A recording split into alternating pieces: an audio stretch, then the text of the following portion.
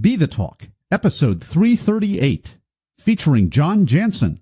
Welcome to Be the Talk. We go behind the talk 7 days a week for tips and techniques to help you change the world. I'm Nathan Eckel, and a talker myself. I'm interviewing others who change the world with their talk. You can too, even if you've never given a talk before. Let's get started with today's show.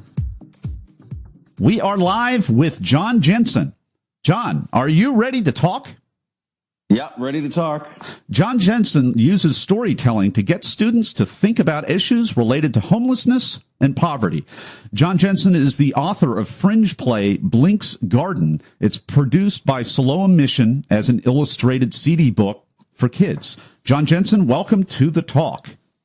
Thank you very much. It's good to be here. Your talk is called Symptoms of Hopelessness. And basically, you're talking about one day you were just kind of hanging out, meeting some people, and you realized that they were sniffing glue because of just they're just really down, out, and in that difficult place. And you asked the question, what happens when we stop hoping? And it really humanizes a lot of what we see when we're just going through life, and it's so hard to know what to do. You mentioned there's nothing better than being able to feel the pain of others, and I love the biggest thing about your talk that really equalizes all of us is you talk about heart hours. So whether you have a lot of money or whether you don't have a lot of money, it's really costly for all of us to spend those heart hours to invest in people and really care about them and try to help. I just thought that was really remarkable. So John Janzen, please take us behind the talk. Yeah, well, basically what you said there. I mean, I was a farm boy who grew up way out. I live in the city of Winnipeg, which is, I mean, not a massive city compared to some of what you have in America, but it's for a farm boy who grew up in the sticks, it was a big enough place. And we have probably a similar thing to what you have there as far as the inner city being a lot tougher and rougher. And so that's where I was living. And there were some people who were sniffing glue and different sorts of substances. I had no connection or no idea what that was all about. And so my talk was just basically about that journey, about understanding why someone would sniff glue and become addicted to substances. And that came primarily through becoming friends with some of the guys who I met on the street that day. Yeah. So, I mean, how did this go from just a encounter and a series of relational dialogues into an actual TEDx talk for you? Well, that took about 20 years for that to happen. And so that slow cooker. That's great. I love it. Yeah, it was. So if friends, as I say in the talk, a group of us were connecting with people in the sort of the inner city and getting to know people, and it ended up with some of us ended up in living situations with people who wanted to get off the street. Now, I think the idea was to fix and heal and change the world, as we idealistically always tend to move.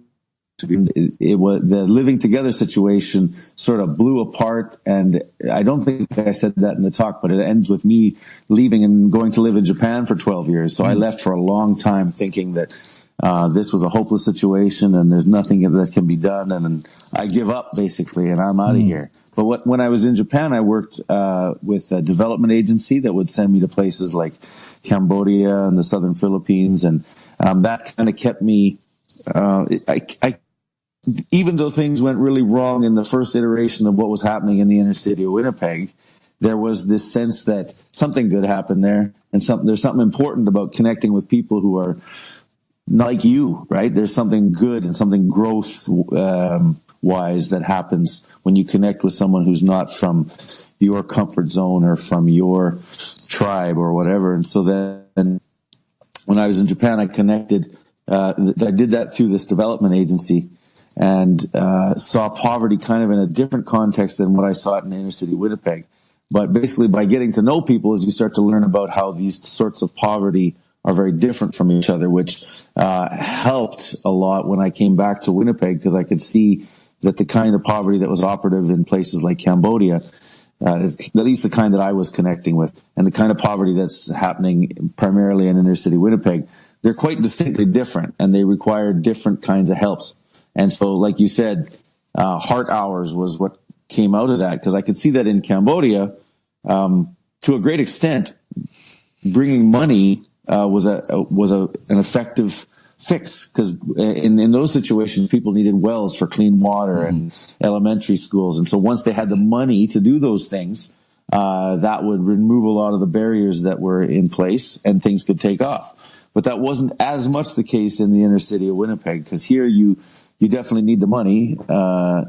Lots of, service agencies require money for their budgets, but it's not only the money. You need actual people connecting heart to heart, which is where that heart hours idea comes from, because that's the only thing that changes the kind of poverty we know in our inner cities is actual community building. And so to do that, you have to engage your heart. Tell me about the fringe play, Blink's Garden. What now? First of all, what's a fringe play as opposed to a regular play? Oh, that might be a Canadian thing. Well, I know it's not just Canadian, but in Canada we have these things called fringe festivals. Okay, it's basically, I know there's some in the States too. There's a big I've seen those. I've seen those in Old City, Philadelphia. I just don't know. Okay. I've never had it defined. It kind of seems like a little alternative or a little off the beaten path, maybe. That's exactly right. Okay. Yeah, I mean, that's kind of the purpose. A fringe festival is essentially it's a whole festival of theater shows, usually very small ones, often ones that wouldn't get a chance otherwise, and they're usually chosen by lottery. And so there's a big one in Edmonton and Winnipeg. There's one in Toronto, and the biggest in the world is in Edinburgh, Scotland. And I know, and there's some in the States too. And so basically, Blink's Garden was just a way to communicate these ideas to students, because I work a lot in schools, and I'm often talking to grade 4s and 5s and 6s. And so there's some harsh concepts involved that, you're not going to deliver directly to certain age groups because it's not age appropriate. And so we end up talking a lot about gardens. And gardens and nets are usually the metaphors that we employ, because in a garden you get many kinds of plants and they affect each other. And a healthy garden doesn't come from having only one kind of plant. Often when I'm talking to students, I'll say, I use the idea of corn. I say, if you have a garden and you grow only corn and nothing but corn for 10 years, at the end of the 10 years, you're not going to have any corn. You're going to have nothing but a dead piece of land that won't grow anything anymore. So we talk about how a healthy garden involves different kind of plants that feed and change and affect each other, which is essentially what happens in the organization Siloam Mission where I'm working, because we have a lot of volunteers coming and people who are very different from each other, connecting with each other and changing each other. So Blink's Garden was just sort of the story version of all this. And it's just about it started out as a poem, actually. It's 77 stanzas, rhyming stanzas, that tells a story about two girls living next to a big dividing wall, a great dividing wall that separates them from this land where they think they want to be. And the story arc is about them figuring out that maybe things aren't always better on the other side of the wall. Well, we've been enjoying this talk with John Janzen. His talk is called Symptoms of Hopelessness. And we're going to pivot over to Talk Universe to talk about the Blitz round. And we'll be right there in just a moment. Hey, Talk Universe. I hope you've been enjoying today's episode with today's guest. But you know what? Many people want more than that. Many people that listen to Be the Talk actually want to give a talk. And if that's you, you're not alone. Listen to the rest of this podcast. At the end, I'll have a free resource for you just for listening. And we're back with the Blitz round. I'm about to ask John a series of questions related to the preparation and performance of his recent talk. Are you ready, John? Yeah, to go. Okay. First question. Were you invited to speak or did you apply? So a little bit of both. They invite you to apply, and then you go through a process, and then they chose that application. Are you a memorizer, improviser, or a blender? Memorizer, an improviser, or a blender. I tend to be an improviser. I talk to hundreds of groups every year, and I usually just kind of measure what might be appropriate for the group and wing it, but they don't let you do that in a TED Talk. So in the TED Talk, I had to hand in a tight final version and then memorize it. So I became a memorizer for the TED Talk. That's great, because I know not all organizations have the same level of quality control. So how many years had this organization done prior events? You know what? You all blocked out for that. I couldn't catch that last question. What year of the event was this? Because obviously they've done this a few times before to have those quality standards. Okay, TEDx was 2018. It was this past June. How many prior events had they done? So this was this the second annual, the third annual event, as far as you know, or was it really the first? I'm sorry, you totally cut out for most of that question. I cut just the end. We're getting a little slow here. Let's skip that question, and I'm going to ask you, what is a tip, tool, or technique that helped you? To memorize that talk, boy, I would say the daily repetition thing was really important. I did it multiple times. I'm not real good at preparing way in advance. I usually let the deadline come and get ready just for the deadline. But someone said, don't do that. And for once, I took that advice. And so a couple months before the deadline, I was already doing frequent repetitions, and I think that was a really important change I made. Maybe as I'm getting older, I'm finally learning my lessons about procrastination. It took a while. Here's the cut for time question, John. What was the most painful part of your talk that you had to cut out? Oh, the most painful part that I had to talk about, probably the part, there's a whole part I often talk about, which I just did, about going to Japan. And the Japan piece just made it far too long. And so, I had to cut that all out. Yeah, and we're all better for it, even though that was painful for you. It makes for a better talk the more of those things that the speaker has to just let go of. So were you glad that you did that, or do you have second thoughts? Or? Well, I do like, I think I came in at 14 minutes for the talk, and I never come in at 14 minutes for anything ever. So I kind of like having... it's set, it's done, and it's online. So if I ever need to say, here's kind of a Coles Notes version of what we say in schools or whatever, the TED Talk makes a really good example, a bare bones version. My last question, what was the most unexpected, strange, or just plain weird thing that happened during or right before your talk?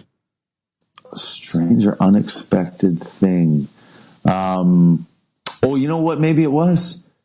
I didn't expect, I didn't know, or I don't know if they had it in the rehearsal, but when you come on stage, you can see the timer in really big numbers right there at your feet. And for some reason, I didn't notice that during the rehearsal. So when I came on stage, I found myself really put off by having my timer right there in my face. So I actually ended up working hard to not look at that timer and just say the talk, because every time I looked at it, it kind of shattered my attention. Well, so that might have been it's like a hypnotic trance that you go in, because I remember that as well. I mean, it's good to have towards the middle of your talk so that you glance at it, but you don't want to be looking down at your foot. I had a similar experience, so I can definitely appreciate what John is saying as well. John, were you an opener, a closer, or were you in between? It was a full day event. I think out of maybe 8 or 10 speakers, I was number 2 or 3. So I was before the morning break, and I was just before the morning break. Any advice for people in the morning session in the middle, like you? I guess it's not really advice. I say try to get the morning. I was very happy when I was number 3, because I did not want to wait all day until the afternoon to do that. So I don't know. I don't think you can choose, but hope that you get near the front, near the beginning, because then it's done for the day. I was relaxing and having a good time most of the day while other people were still nervously waiting for their talk to happen. We've been enjoying this conversation with John Janzen. His talk is called Symptoms of Hopelessness. You can go and watch that talk at our show notes page at BeTheTalk.com. You can also go to endingpovertytogether.org to find out more about his mission and the play that he has written and all the other resources that he has. We'll have a link on there to endingpovertytogether.org. And we'll be back in just a moment for John Janzen's final word of advice. Hey, Talk Universe, I hope you enjoyed today's episode. And if you want to give the talk to change the world, but you don't know how or even where to start, no problem at all. Go to BeTheTalk.com/get accepted for my new 5-day email course that'll show you how. Absolutely free. Just go to BeTheTalk.com/get accepted. And we're back with John Janzen. It is time for the final word of advice. What is it? I guess it would be what I always find myself saying in schools to students: connect your life to people who are not like you, because the world we live in right now has a tendency to we put our fingers in our ears and listen to only people who look like us and think like us and talk like us. And that going in the other direction is what tends to make things change and help us grow. And that's how you make a garden. Well, John Janzen, thank you so much for coming on the talk today and sharing your wisdom with Talk Universe. Okay, thanks very much. Thanks for listening to Be the Talk. For tips and resources to help you change the world, go to BeTheTalk.com. See you tomorrow.